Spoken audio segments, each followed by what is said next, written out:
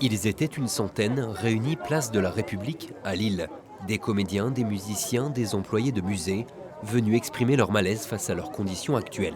C'est hyper frustrant, c'est injuste et le sentiment d'injustice, je pense que du coup, ça nous ronge de l'intérieur et à un moment donné, ça va exploser.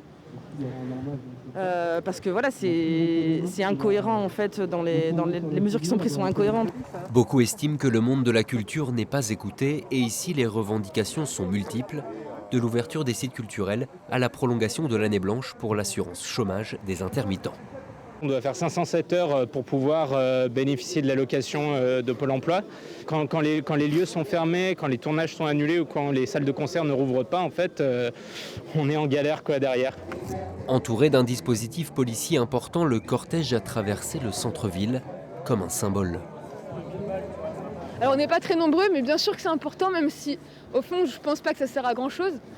Mais il faut quand même être visible, c'est ça le plus important, parce qu'aujourd'hui la culture est invisible, on ne nous voit plus. Quelques centaines de mètres plus loin, devant la direction régionale des affaires culturelles, ils ont présenté leurs vœux pour cette nouvelle année, se sentir écoutés et recréer le dialogue.